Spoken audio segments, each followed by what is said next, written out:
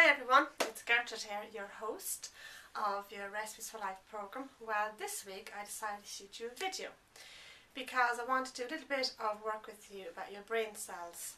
Now, I know I have recently sent to you already a previous recipe all about healthy brain cells, so continue using that. However, I'm going to add a few little things to it because it's actually unbelievable the amount of people who have said to me recently where their brain is tired, where they can't think straight, where they're confused, where they just get frustrated, they can't think people's names, and loads of other things. So there's so many little things that you can do to help you have a vibrant and healthy mind, and I'm going to run through very quickly some little steps with you today. And I decided to shoot you a video because I'll give my own little brain a rest. Rather than writing it out every week, I'm going to do a video. So here it is. So I've made myself a few little notes to remind you of things that you can do.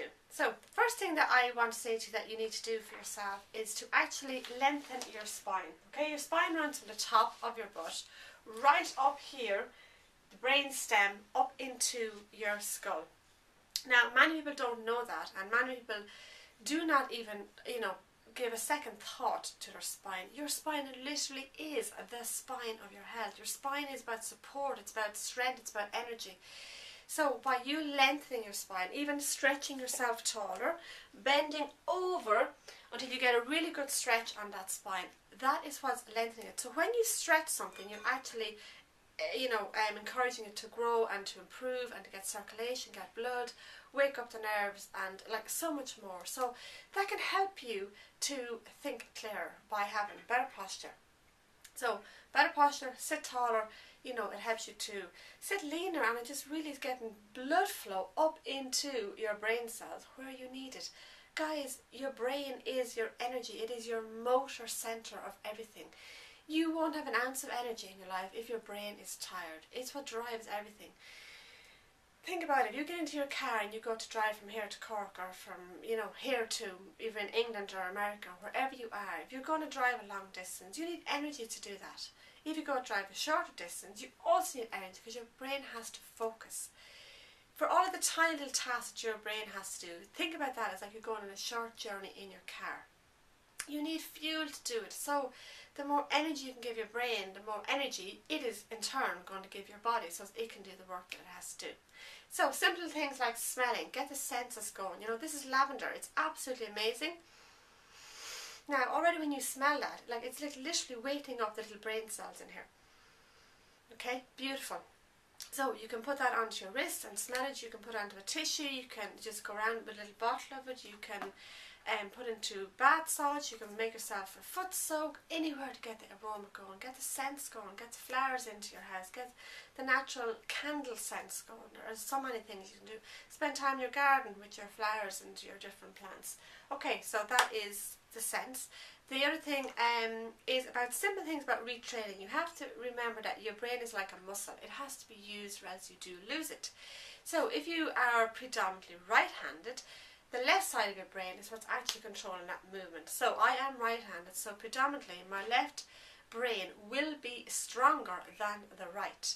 So you have to start doing things. So write with your left hand. Brush your teeth with your left hand if you are dominantly right. So use your other non-dominant side basically to get the non-dominant side of the brain woken up. So things like using, the opposite hand to brush your teeth, to brush the floor, to write with, to clean the table with, whatever. It's to start thinking in a different way. Stir your soup, making a dinner, whatever. It is like, how can you use it in a different way?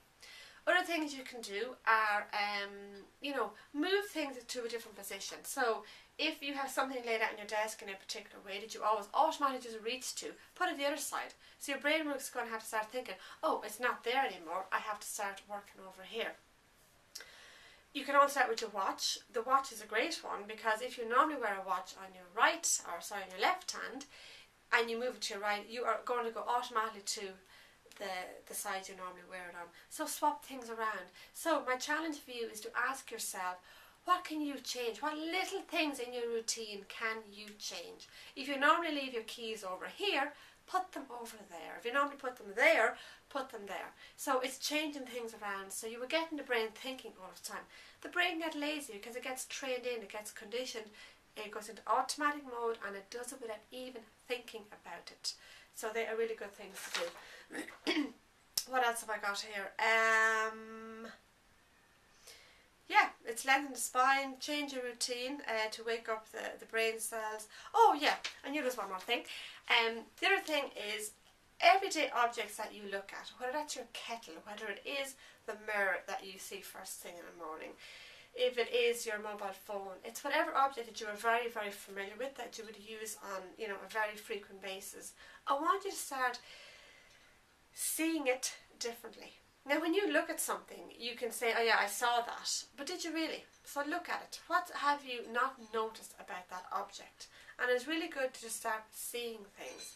If you are normally snap happy with your camera, sometimes you don't actually go through that seeing experience. You look at things, you snap at things, you take a picture of it, but you can actually miss the whole experience of actually seeing it and owning that experience.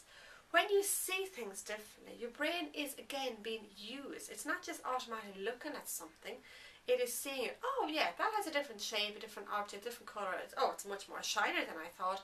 Whatever. Those things, you become much more observant, you become more alive, alert, awake.